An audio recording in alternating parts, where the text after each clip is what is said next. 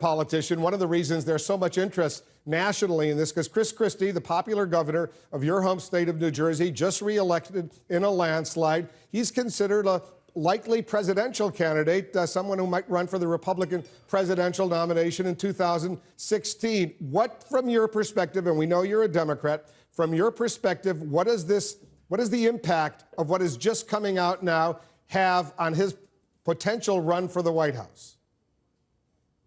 Well, I think it can't be positive. It's got to be negative. You know,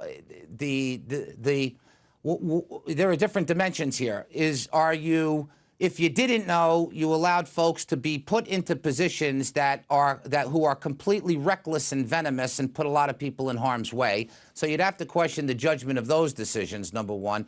Number two, what impact it would have? I don't think I'm smart enough to reach that conclusion, and I don't want to speculate about it. It can't be good. It certainly can't be good.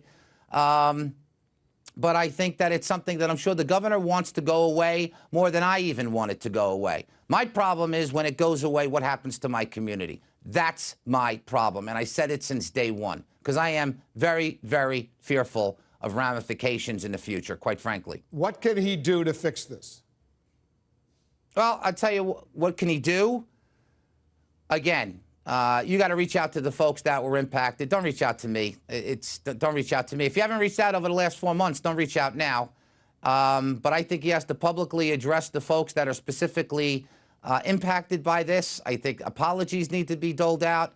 And I think reforms have to be put into place to make sure that this never, ever happens again, number one. And number two, there's got to be a commitment that the people that you put in these positions that have immense authority over multi-billion-dollar budgets and the control of hundreds of thousands and millions of people's daily lives, they have to have the requisite education, they have to have the requisite experience, the requisite training, because the job is that important.